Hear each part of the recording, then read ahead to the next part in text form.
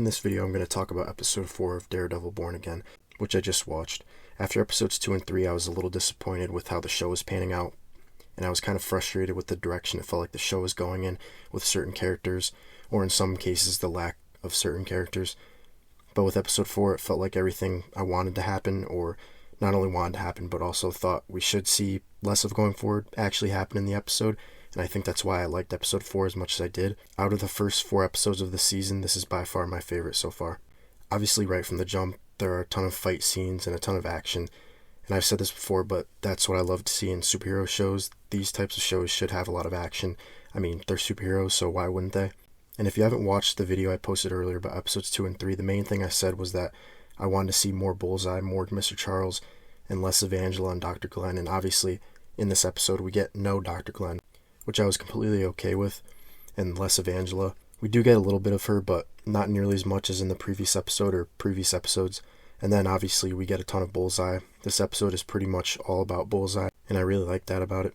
The fight scenes he was in were really good. In my opinion, it was everything I could have asked for in terms of action.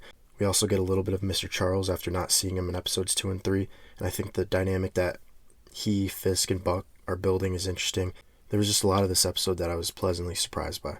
One thing I do want to say about Bullseye and Matt is that as much as I want to see Bullseye and Matt kind of team up to take down Fisk and take down the anti-vigilante task force, I obviously understand why that probably isn't going to happen, or at least why Matt wouldn't want that right now. They don't like each other, and Matt especially doesn't like Bullseye because of what happened with Foggy, so even though that would be a really cool dynamic to see at some point, I totally get why Matt would want no part of that right now. And kind of tied into that, it doesn't seem like we're getting a ton of Foggy, which honestly I thought would not be the case this season. I thought we were going to get some Foggy, whether that was in the form of flashbacks or maybe even him coming back somehow, because if I'm not mistaken, in one of the comic runs he fakes his death and comes back. And honestly, I thought maybe something like that would happen here, but up to this point there's been no indication of that happening. So I do think we're going to see some Foggy at some point. I just thought by halfway through the season we would have gotten more of him by now. But obviously he's dead right now, or so we think, so I understand that too. Also, after the first episode, it felt like Mr. Charles was kind of stepping all over Fisk in a way, and I didn't really like that. I think in episode 4, Fisk responded exactly the way I would have expected him to, with Buck killing Mr. Charles's 2 men in that scene where they're talking about the shipment. It seemed like Mr. Charles was threatening him, and Fisk did what I think he should have done, which was good to see. And going back to the action, like I said before, right from the beginning we see Bullseye, and that diner scene was super cool. Then obviously the scene where he and Matt fight was cool, and the boxing event where he shows up was cool too.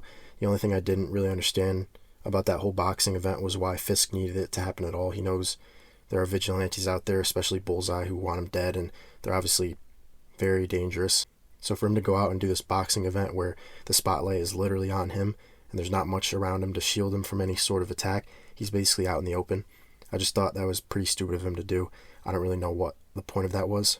I guess one possible reason for it is that Fisk is trying to flex and kind of brag about the strength and power he has, but even then it's still kind of weird because he's not really the one out there fighting his own battles most of the time. He has a whole team of trained people to take care of the physical side of imposing power. That's not usually something he does himself, so I guess for some reason he felt like he needed to show that off or send some kind of message, but again, it still seems kind of stupid.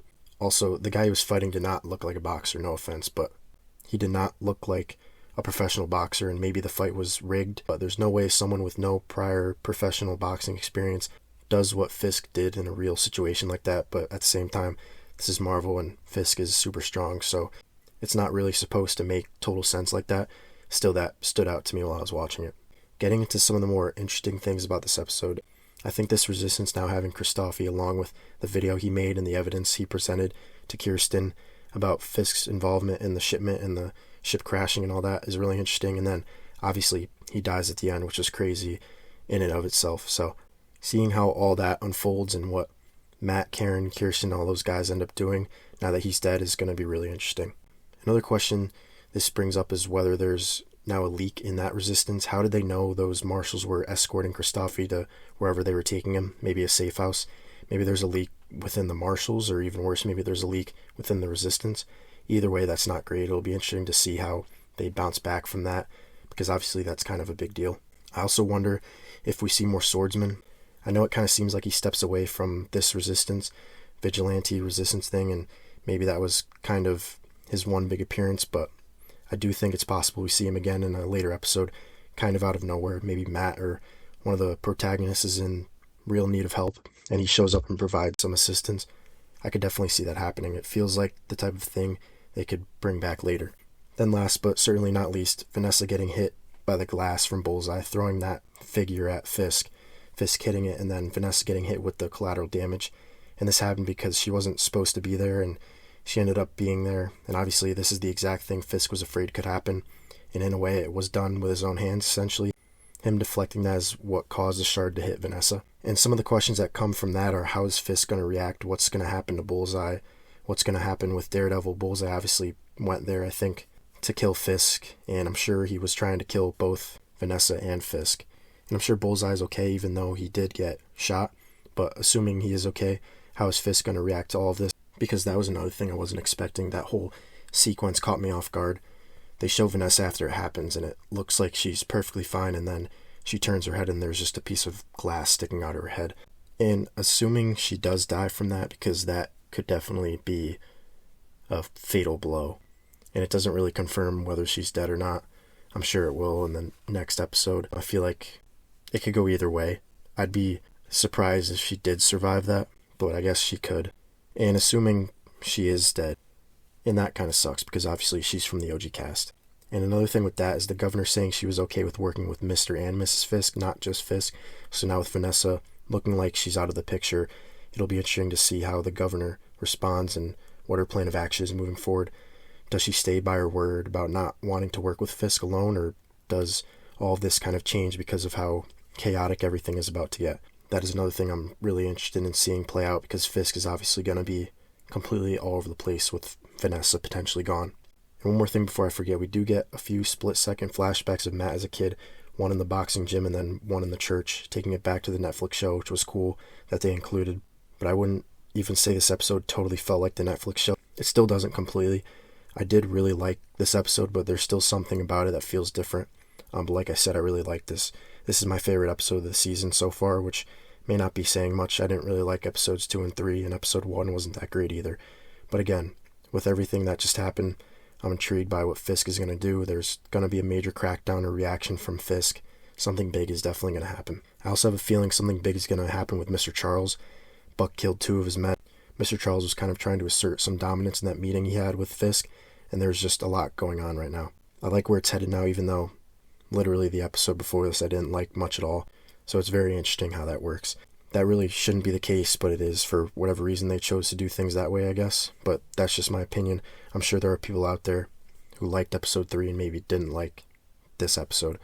Also, one more thing, I almost totally forgot this, but it seemed like Daniel may be catching on to BB. I think he saw Angela's friend put that card in her pocket, and I have a feeling there's something going on there, at least the way they made it seem. It looked like he noticed that, and now he's going to have to keep an eye on her.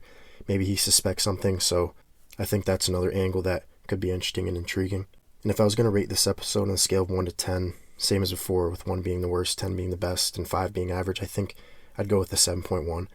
Again, like I said, I really liked this episode. I think it's my favorite episode so far this season. You still get some of those non-action scenes that aren't very compelling, but there were also some that I felt weren't as bad as some of the previous episodes. And I just think that the twists and surprises that happened in this episode, along with the amount of action in it, and how good I thought it looked, that's why I'm giving it a 7.1, which is substantially higher than the other episodes. By the time this video comes out, I think episode 5 will already be out. I haven't watched that yet. I'm going to try to watch it before episode 6 comes out so I can get back on schedule and release these more around when they're actually being released, instead of being as late as I have been. So I can catch up to the weekly watching instead of watching sporadically. But yeah, I'm definitely more excited about this show than I was before, which surprised me. I didn't think this episode would go the way it went, and maybe I lowered my expectations so much that it seemed good to me. Maybe that's the case, but I'm interested to see what other people think. So if you're watching this and you watched episode 4 of Daredevil Born Again, let me know what you think. Let me know your opinion on this episode, whether it's the same as mine or different, and why. But yeah, I'm looking forward to the next episode, and hopefully I can get to that soon, because like I said, I think it'll be out by the time this video comes out. So yeah, looking forward to it. Again, if you're seeing this, let me know what you think, and that's it.